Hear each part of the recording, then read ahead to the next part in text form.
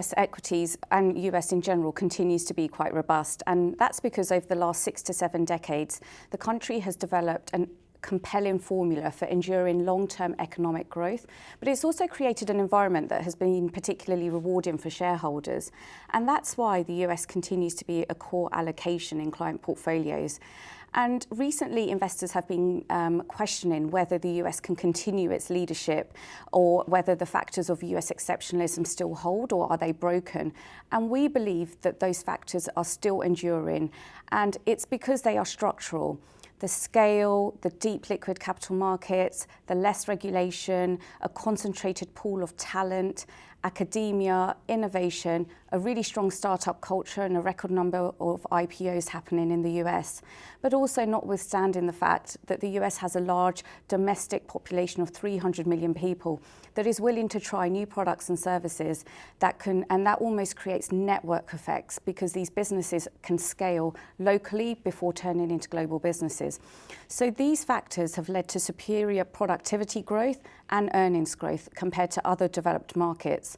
And so investing in the US, unfortunately, has been investing, it's not confined to the Magnificent Seven, and that's very much been the story over the last 3 to 5 years, or AI. But there are a breadth of opportunities in the US, and that requires an active and diversified approach to access them.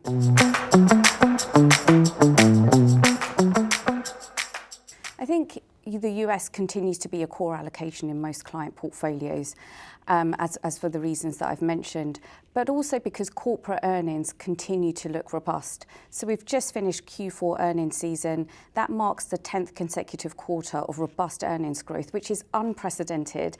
And if you look at consensus expectations going forward for the next couple of years, those estimates are suggesting that A, earnings growth is going to continue, but B, earnings will broaden out beyond technology, which has really led some of those conversations on the US. So if you look at estimates for the next 12 to 18 months, double-digit earnings growth is expected to come from a wide range of sectors and industries, including healthcare, materials, utilities, parts of consumer discretionary, notwithstanding tech and communication services. So typically when you get broadening earnings growth, that does start to translate into broadening equity markets in the US. And we are seeing tentative signs of that in the US, with the S&P 500 equal weighted index outperforming the large cap index. However, investors are not positioned for this as they have huge exposures to the US via passive allocations. And so investors are now currently worried about geopolitical uncertainty, market concentration, expensive valuations. We've had fears of an AI bubble, and also we have the upcoming midterm elections in the US. So now it would be an opportune time to consider an active approach alongside your passive exposure to the US and really look for a strategy that can balance between capital growth and preservation so it can help clients balance the risk-reward outcomes in the US going forwards.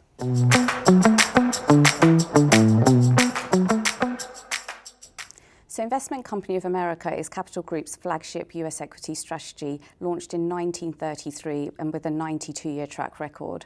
And it's also one of the oldest mutual funds in the world today.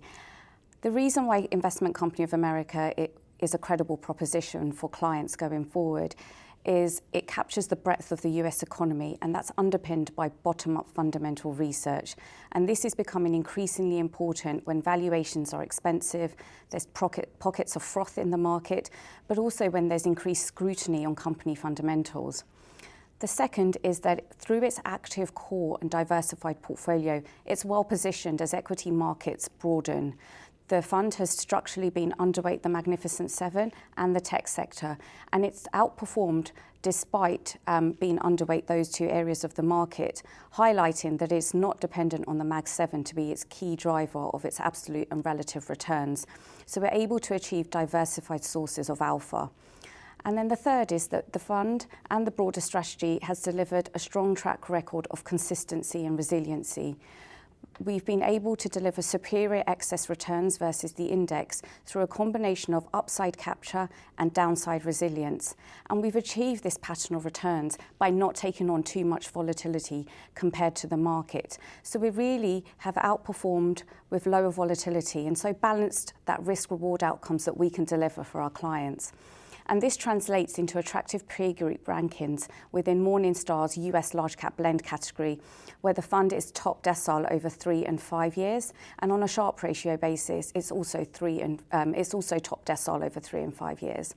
So this is the pattern of returns that we have delivered historically over our 9-decade track record, but it's also the pattern of returns we've delivered over the last 3 to 5 years, and it's also the pattern of returns we expect to deliver going forward.